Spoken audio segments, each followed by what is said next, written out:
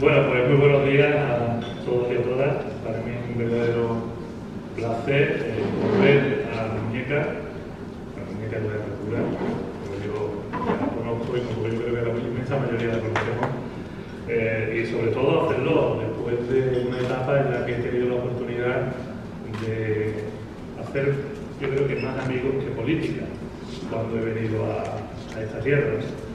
Por supuesto, dar gracias a los que han pensado en mí, especialmente a Juanjo y como no Javier, para poder acompañarles en la mañana de hoy y poder hablar de muchas cosas que probablemente nos interesan a todos los que estamos y seguramente a muchos que a lo mejor no han podido venir y que realmente, bueno, pues, cuando se habla de futuro, cuando se habla de prosperidad, cuando se habla de crecimiento económico, cuando se habla de resolver los problemas que habitualmente tienen los que generan y crean empleo, que no somos los autónomos, los empresarios en este país, por lo menos yo no lo conozco de otra forma, así lo he hecho yo durante gran parte de mi vida, pero cuando se habla de todo eso, se habla de bienestar y se habla de futuro en un territorio. Saludar, como no, a todas las autoridades que hoy nos acompañáis, municipales, provinciales, autonómicas y nacionales, pero sobre todo a todos los que formáis parte de ese tejido empresarial de nuestra provincia de Granada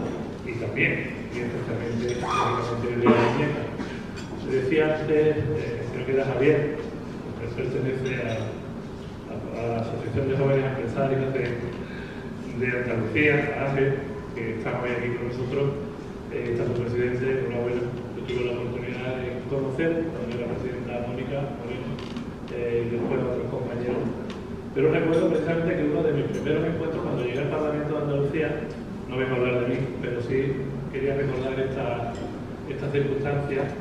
Tuve la oportunidad de reunirme con vosotros en Sevilla, porque estabais peleando, luchando por una ley de emprendimiento en Andalucía.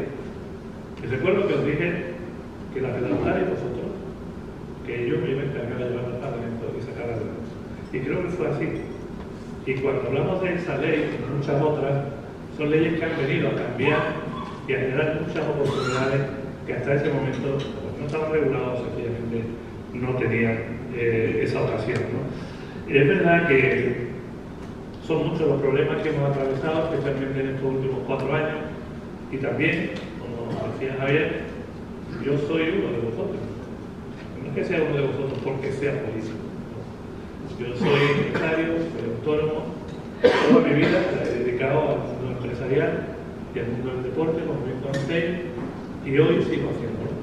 Porque cuando uno es empresario, cuando uno es autónomo, lo es para toda la vida. Político, como se ha demostrado, puede ser menos que 4 años, 8 años. Pero cuando, esto como decía, cuando naces torero, hijo, al final solo te coge. Por los autónomos, ya los empresarios, estamos acostumbrados a los pillos muchas veces del toro. Andalucía, afortunadamente, ha llevado a cabo una transformación, yo me atrevería a decir, desde la humildad de quien ha formado parte del gobierno hasta hace apenas unos meses, ha llevado a cabo una transformación importante en estos últimos 4 años.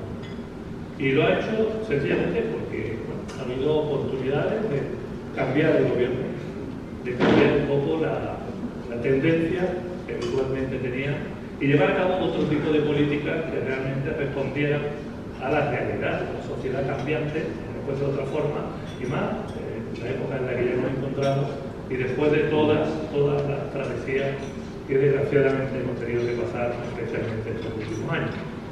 Los tiempos cambian muy rápido. Me decía Juanjo, cuando hablábamos, Juan, a ver si nos puedes dar información, a ver si nos puedes dar datos, a ver si nos puedes orientar desde el seno del Consejo Económico y Social, donde evidentemente trabajamos todos los días sobre informes que tienen que ver con el conjunto de la sociedad andaluza y de la economía de nuestra comunidad autónoma. A ver si nos puedes arrojar un poco de luz en qué va a pasar en 2023, qué es lo que nos espera en 2023. Y esa pregunta o esa petición o ese deseo, sin lugar a dudas, significa algo que cada día está más latente en la economía, y es el cortoplacismo. Y hoy queremos saber qué va a pasar mañana. Y debemos de poner las luces largas, porque evidentemente el corto plazo realidad tantos asuntos que hoy tenemos encima de la mesa que nos están sorprendiendo cada día más y desgraciadamente la inmensa mayoría de las veces de forma desafortunada, pues están haciendo que la economía sea tan cambiante y la sociedad lo haga tan rápido, esos cambios, que muchas veces casi ni nos demos cuenta ni nos apercibimos, ni seamos conscientes de la magnitud muchas veces que está por encima. Y aquí hay muchos que lo sufrís a diario.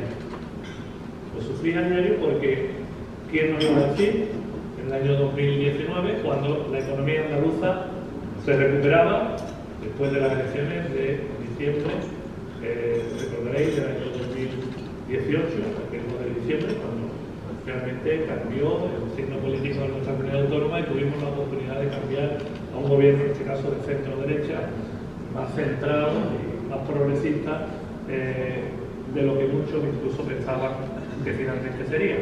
Porque una de las cuestiones fundamentales para ese cambio que se ha producido en Andalucía durante estos últimos años es que tanto el presidente del Partido Popular y candidato y hoy presidente de la Junta de Andalucía, Juanma, como yo, pues decidimos desde el primer minuto dejar a un lado las siglas y dedicarnos realmente a transformar social y económicamente nuestra comunidad autónoma.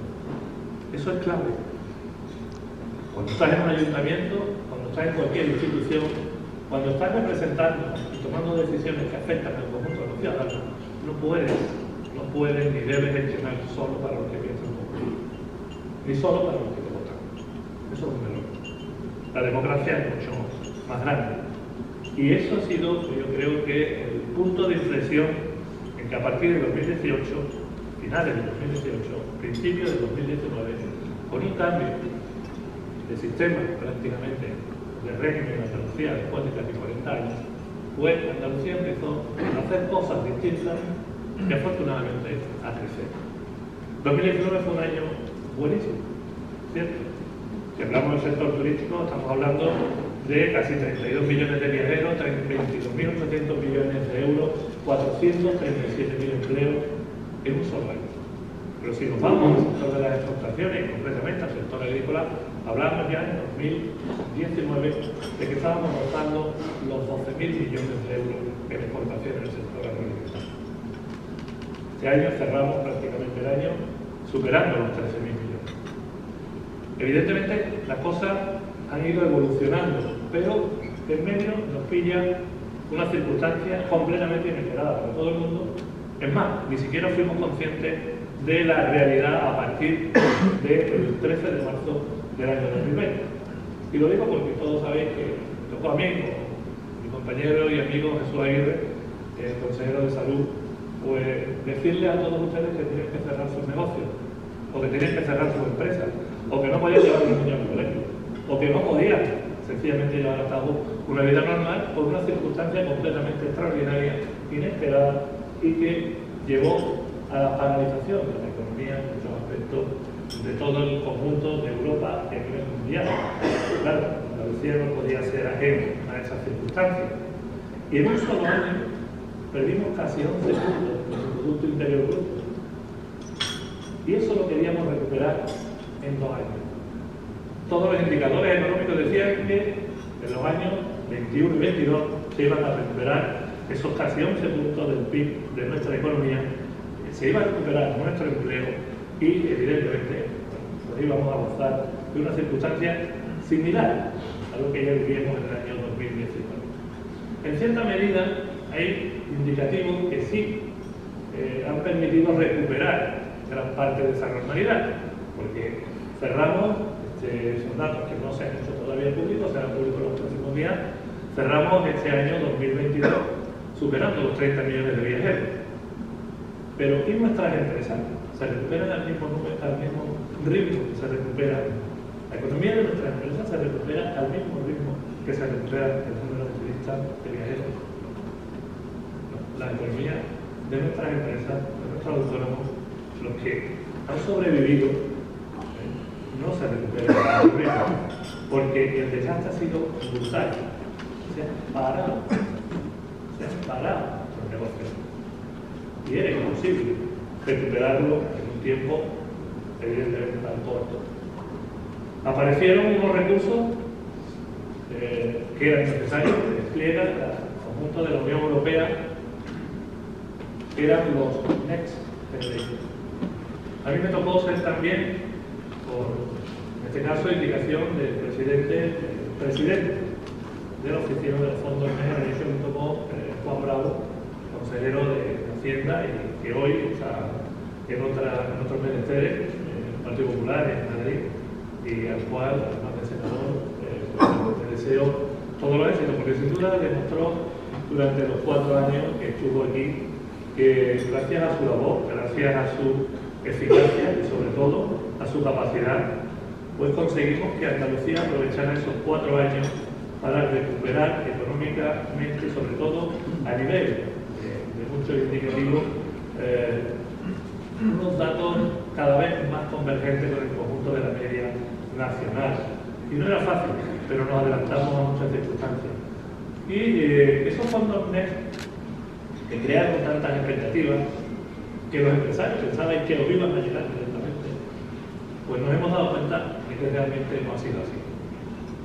Y no ha sido así porque no ha habido coordinación, porque ha habido confrontación política y porque realmente ha habido mucho partidismo a la hora de redistribuir o desplegar los recursos que venían para infraestructuras básicas para el desarrollo de los territorios y sobre todo de la convergencia de comunidades autónomas como Andalucía con otras del conjunto de España que han tenido mucha más inversión, que tienen un sistema de financiación mucho más ventajoso que el nuestro y que desafortunadamente ha llevado a Andalucía en muchos aspectos a no conseguir el ritmo suficiente de crecimiento, ni antes, con el Partido Socialista, ni después con el gobierno del Partido Popular Ciudadano, a conseguir esos datos de convergencia que todos deseamos. Es decir, en conclusión, la igualdad no existe. La igualdad no existe porque la política interviene a la hora de distribuir los recursos. Y lo digo con tristeza, porque como demócrata, yo por lo menos me metí en política ya muy mayor, porque creía en la igualdad de oportunidades de todos. Y claro, ¿cómo pueden creer ustedes en la igualdad de oportunidades si llevan más de 20 años esperando las candidataciones de la fuerza de trabajo? ¿Cómo pueden creer ustedes en igualdad de oportunidades y en un trato legítimo que tenéis cuando se están vertiendo miles de metros cúbicos de agua, de hectómetros, cientos de hectómetros cúbicos de agua al mar Mediterráneo? Y lo único que es necesario para que realmente eso garantice a la costa tropical de Granada, al levante del poniente almeriense, incluso a la Sarquía malagueña, el agua suficiente para hacer de vuestras empresas, de vuestros negocios, no solamente empresas de España, sino sobre todo que puedan garantizar a vuestros clientes los productos a lo largo de todo el año con la calidad que evidentemente necesitan. Es difícil creer en la igualdad, es difícil creer en las instituciones, es difícil creer, en este caso en los gobiernos, cuando uno está viendo esta sangría, que también lo decía así. No ocurre solo en Granada. Si se van ustedes a Huelva, los que conocen también el campo onubense, saben que en el condado, pues el túnel del San Silvestre, el desdoblamiento del túnel del San Silvestre, que es otra infraestructura de competencia estatal, pues también tiene una circunstancia muy similar a la que ustedes padecen en el conjunto de la costa tropical de Granada y, como les decía también, del levante del poniente almeriense. En definitiva, por ir resumiendo y entrar en otras cuestiones que yo creo que son también interesantes. Hay un déficit de infraestructura, en este caso hídrica, que desde el gobierno, no es que no se haya hecho nada, digo desde el gobierno andaluz, se han avanzado en muchas cuestiones.